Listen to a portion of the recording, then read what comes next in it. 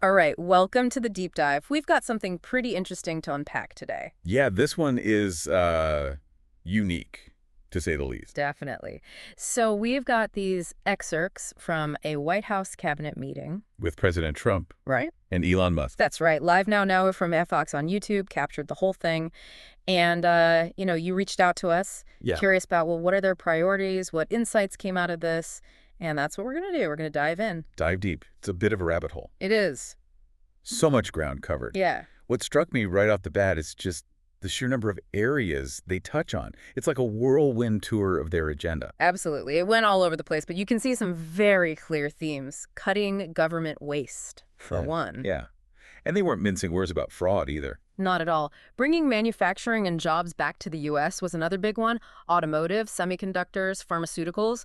They called out those sectors specifically. Plus, we got updates on foreign policy, Russia, Ukraine, the Abraham Accords. Oh, right. Yeah. Energy policy changes, education reform, border security, even some talk about tackling violent crime and drug trafficking. Whew. It was a lot. It's like they wanted to give a taste of everything they're working on. And, when you step back and look at it, there's a clear effort to draw a line between their approach and what was done before. That's right. That contrast is everywhere. And one of the areas where it's most obvious is their discussion of tariffs and incentives, especially when it comes to the semiconductor industry. They seem really convinced that tariffs are the main tool for encouraging companies to, make things here in the U.S. Right, and they kept emphasizing that point about no tariffs if you manufacture domestically. They presented it as a major incentive. Exactly. They even talked about the Chia PS Act, the creating helpful incentives to produce semiconductors act. They felt like it was throwing money at the problem without really giving companies, which are already pretty huge, enough incentive to move manufacturing here. So that brings up a fascinating question, right? What works better? The stick or the carrot? Tariffs or incentives? This administration, they're all about the stick. And they did offer some numbers to back that up. They talked about record numbers of businesses that are supposedly going to build facilities in the U.S., Hyundai's expansion in Indiana, the revival of some GM plants. They use those as concrete examples. They really want to bring those supply chains back home. Makes sense. Less reliance on other countries, less back and forth across borders. They use that example of a car going between Mexico and Canada several times during assembly. Crazy, right? Yeah, that really stuck with me, all that extra time and cost. But one thing that really jumped out from the meeting was that whole section about cutting government waste. And they didn't shy away from the word fraud. No, they didn't. And that example from Secretary Burgum. Right. Doug Burgum, the Secretary of the Interior, talking about that $830 million contract. Executive base? Yeah, surveys. And it turns out they were just simple questionnaires, the kind anyone could put together, even AI. And he didn't mince words. He called it straight up fraud and pointed out it was started after they came into office. Makes you wonder about oversight, right? How does something like that happen? It's a huge amount of money. It is. And they gave Elon Musk's team credit for helping uncover stuff like this across different agencies. And then they went on to list a bunch of examples of spending that they thought was ridiculous. Like what kind of examples? Well, there were USDA contracts for, get this, food justice education for queer and transgender farmers in San Francisco and New York. Okay. Interesting. Then there was this $600,000 contract for a study on the menstrual cycles of transgender men in Louisiana. And a university contract all about DEI, diversity, equity, and inclusion in, wait for it, the pest management industry. Pest management. Wow. Right. They called it all nonsensical ways to spend taxpayer money. You can definitely see their perspective on what they consider appropriate use of government funds. And it went on. They mentioned the Small Business Administration giving out $330 million in loans to people under 11 years old. Under 11? Yeah, including a $100,000 loan to a 9-month-old baby. Hold on. How does a 9-month-old even get a loan? Right. Makes you think about those safeguards, or lack thereof. Yeah, big cut. And then the numbers got even bigger. They talked about the EPA canceling over $22 billion in contracts. The $2 billion. Yeah. With $2 billion of that linked to an NGO, a non-governmental organization that's associated with Stacey Abrams. They pointed out that this NGO got only $100 in 2023 before the Biden administration gave them all this money. Quite a jump. Right. And another example was the former employer of the director of the Greenhouse Gas Reduction Fund. They got $5 billion. They're painting a picture of all these middlemen driving up costs for taxpayers. So they brought in Elon Musk's team to help find this stuff. That's what they said. And they talked about their efforts to, how did they put it? Realign government personnel. They claim they're ahead of schedule in getting rid of people who are either not real or not doing their jobs.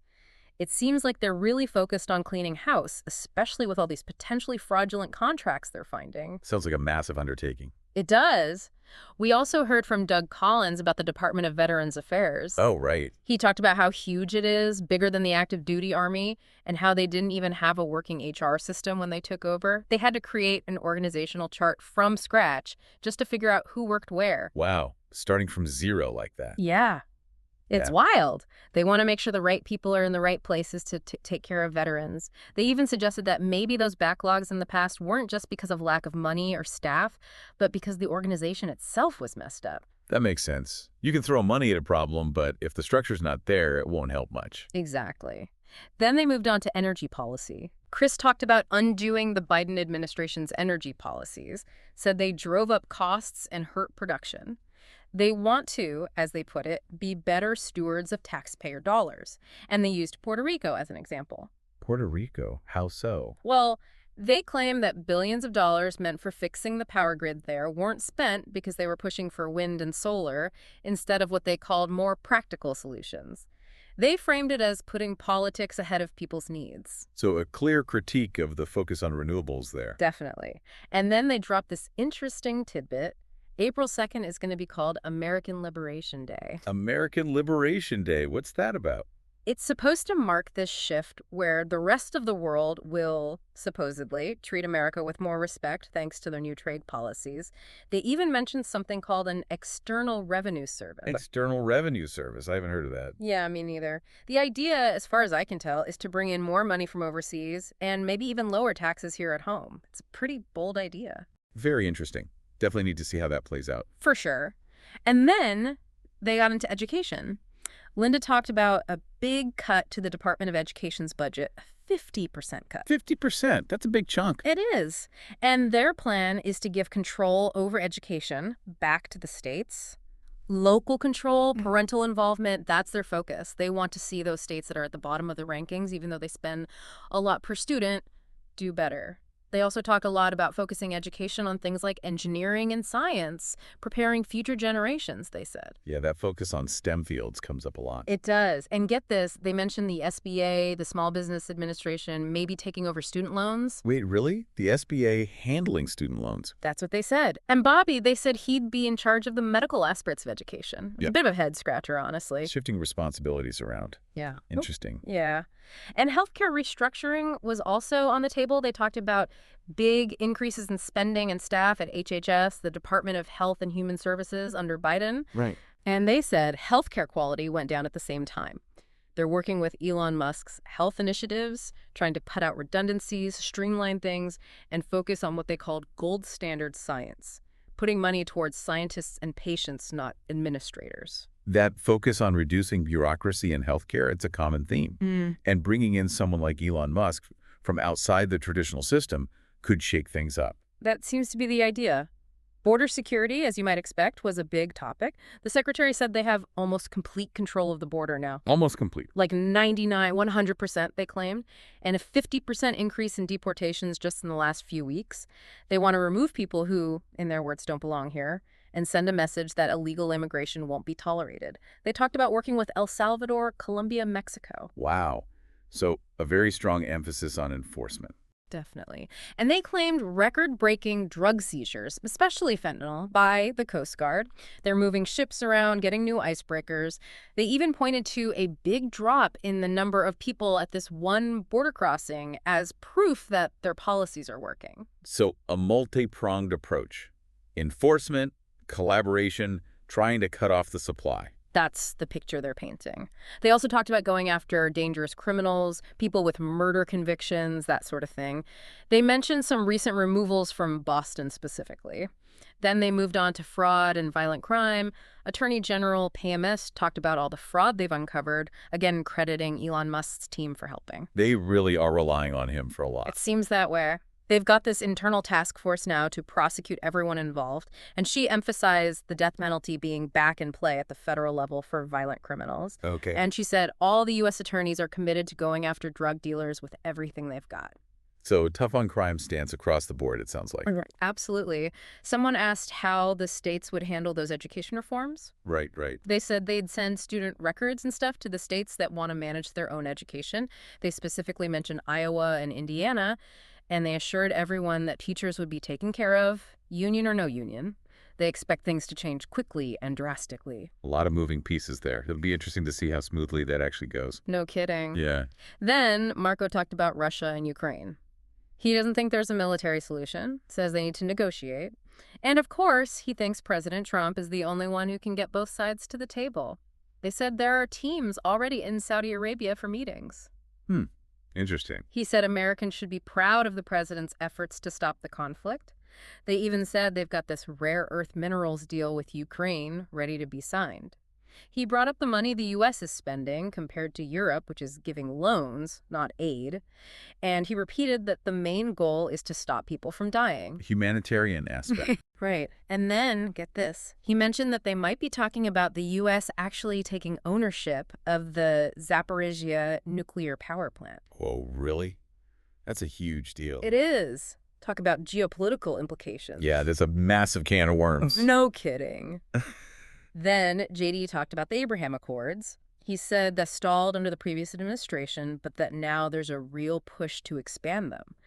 Countries in the region, he said, want to focus on their economies and move on from old conflicts. So economic incentives as a driver of peace. Exactly. And they said they're making progress in getting more countries to join. Interesting. Always good to see diplomatic efforts moving forward. Agreed. They addressed those concerns about prices not coming down, too. Right, right. Brooke talked about how egg prices went way up under Biden. Yeah, eggs. But since they put their new plan in place, wholesale egg prices have dropped by 53%, she said. And overall, grocery prices are going down, too, according to her. Then Scott explained their strategy for lowering interest rates. They want to reprivatize parts of the economy, shrink government spending and employment, and grow private sector jobs. Disinflation is the goal. He said mortgage and energy costs are already down and interest rates should keep falling, which would be good for anyone with debt. And, of course, he brought up the tariffs again, said they're bringing in a ton of money. Sticking to that message. Definitely. And last but not least, we heard from Sean Duffy about the air traffic control system. He called it outdated, said it's a safety risk. Yeah, that's been a concern for a while. He said they've spent a lot of money trying to modernize it, but it hasn't worked. So they want to build a brand new state-of-the-art system. From scratch. Pretty much. And they think they can do it in 2 years. 2 years. That's ambitious. It is. They're asking Congress for the money up front, and they're working with this DOGE team to, cut through the red tape. DOGE team. Yeah, it's not totally clear who they are, but they seem to be helping with all this oversight and efficiency stuff. Outside consultants? Maybe. It wasn't spelled out. But they emphasize that this whole effort to find and eliminate fraud, waste, and abuse in government is key to making it more efficient. Streamlining things, cutting the fat. Exactly. And to wrap it all up, President Trump gave this big defense of Elon Musk, called him a patriot who hasn't asked for anything in return for all his help. Interesting. He said all the trouble Musk has had is because he's trying to save America, and he even hinted that there might be consequences for anyone going after him. A strong statement of support. Very strong. So what we've heard today is a very clear message. This administration is all about fiscal responsibility, cutting what they see as waste and fraud. They're using tariffs and other tools to boost American industry, and they're tackling issues like education, healthcare, and foreign policy head-on. The big takeaway is they're doing things their way, and they're doing them fast. Yeah, it's all about change, and it's happening quickly. It's a bold approach, to say the least, and it definitely raises a lot of questions. It does. What about you, listener? What do you think? What are the potential upsides and downsides of all these changes? What do you think it means for the U.S. in the long run, both here and on the world stage? This deep dive just scratched the surface. There's a lot more to unpack here. We encourage you to keep digging, keep exploring. And thanks for joining us on the Deep Dive.